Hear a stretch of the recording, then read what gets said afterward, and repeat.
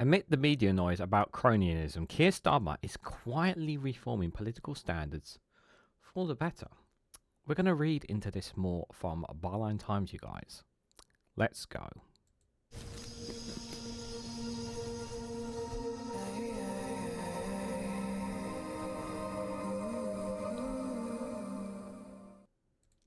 Good morning, good afternoon, good evening, wherever you are in the world. This is Reganelite here with an article from Byline Times with the headline that amid the media noise about cronyism, Keir Starmer is quietly reforming political standards for the better. The spectacle of Boris Johnson's assault on standards in public life is slowly retreating, argues Josiah Mortimer. Guys, while you're here, make sure you hit the like button and share it across social media so others are notified of this video. Is it? Do you honestly think that? I generally would like. Generally having a think about this. You think, yeah, between, especially from when Boris Johnson came in to when Rishi Sunak is gone, the amount of cronyism, the amount of stories about the Conservatives and the misdeeds, there was so many, you just couldn't keep up with all of them. Scandal after scandal, taxpayer money out, taxpayer money ripped off. Sexual allegations, romping in certain offices, civil servants being bullied, the list of things. When you think about so many things that were going on under the Conservatives, it was quite balmy, bonkers. Now, what's happened since Keir Starmer's come into power? I can already see it in the comments. Wait for it. I know what you're thinking. You're thinking, the donations. That's true. But people will argue that that's been the normal thing that has been. And yes, it is been the normal thing. But I stand by the position that I've always said about the donations, that it should never be the case that that businesses or individuals should be able to throw large sums of money at political parties to buy influence, because I essentially call it legal corruption, because it's legal influence, because it allows them to have influence over politicians. You can argue all you want about whether it is or isn't, but I generally believe that it does have influence. But apart from that, what cronyism has taken place in Labour since they've come to power? Now, some people may argue about the left of the Labour Party has been pushed out from Jeremy Corbyn to Keir Starmer, and that is true. A lot of them weren't given opportunities and whatnot. But we didn't hear a lot about cronyism from the Labour Party. There was more cronyism in the Conservatives than there was in Labour. There was stories that, like the Daily Mail, were trying to make Currygate work, but that never really worked out really for them. But since Keir Starmer's come in, politicians have been pretty, in particular the government, have been particularly reasonable. And then crosses my mind that, is there anything that really sticks out? That they've been really out of order on the same level as the Conservatives? I'm having a hard time thinking of some, but I'm sure some of you will remind me of stuff in the comments down below. But I will say is that there are reforms actually taking place behind closed doors that the Keir Starmer and his government are doing. But there are also some that they're not doing, which they promised in their manifesto. Let's have a reader, shall we?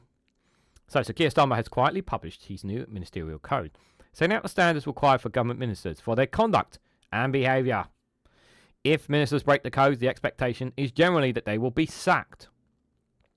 So any rule changes have a significant bearing on what happens in the event of a political scandal.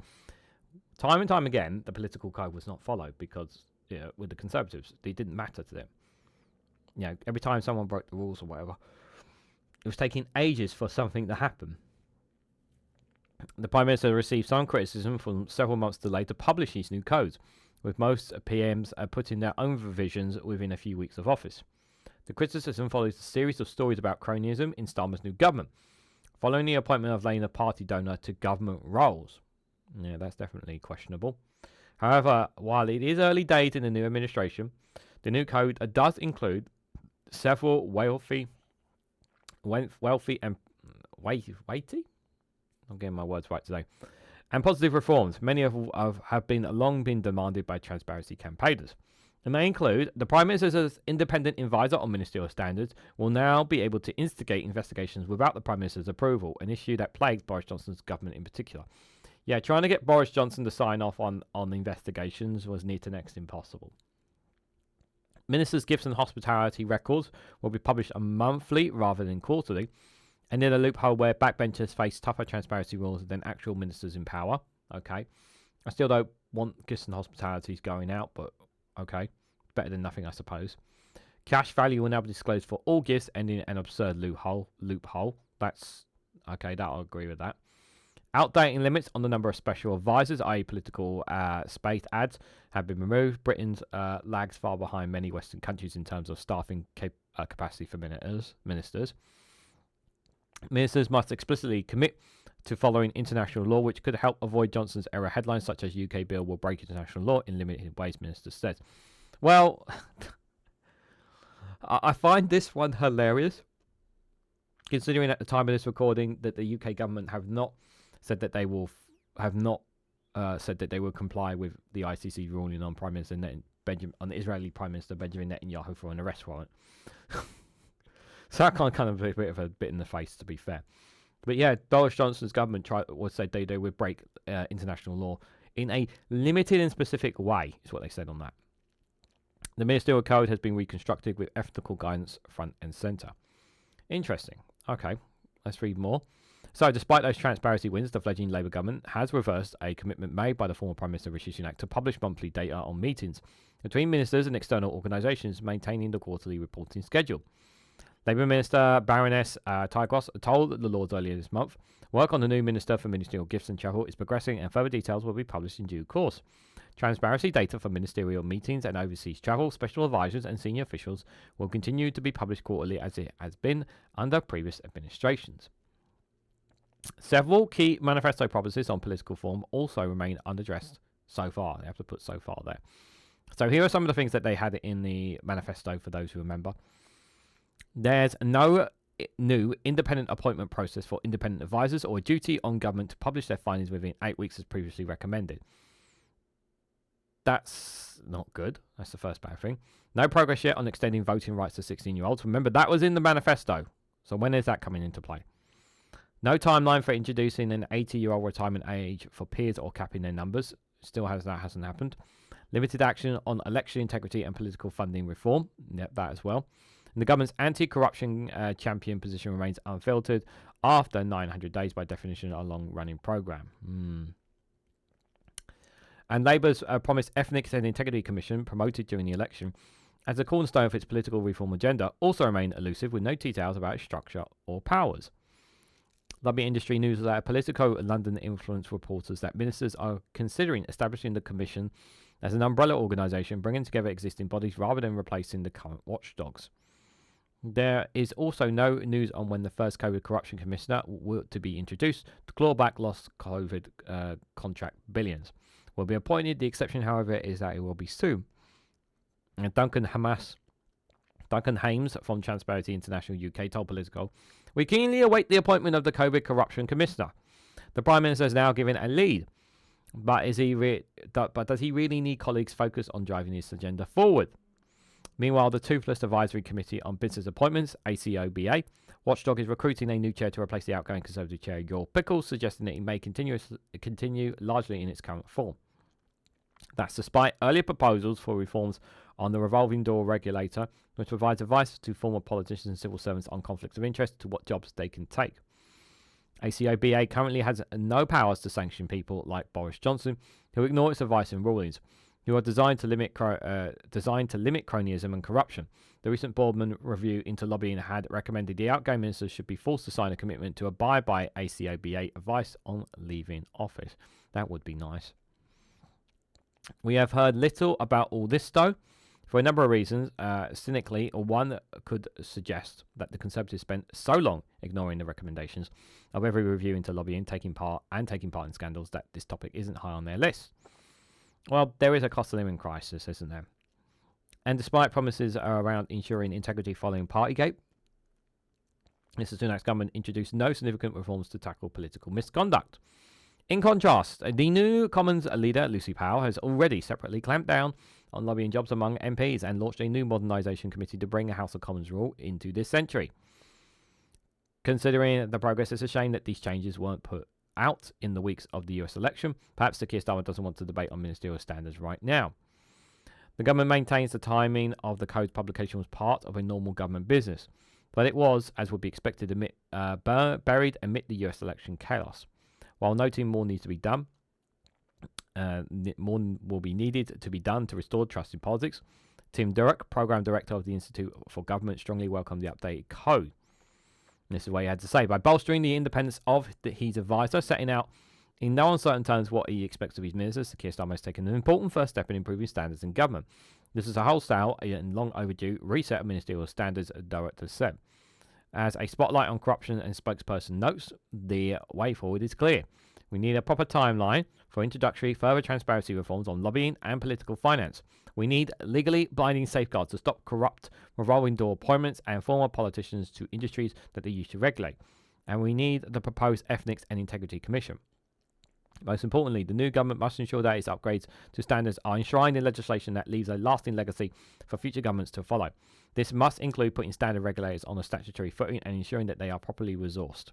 The spotlight on corruption argues. Crucially, though, unlike over the past decade, the door is actually open for further reforms. For all the talk of unfiltered promises, these early days for the new government.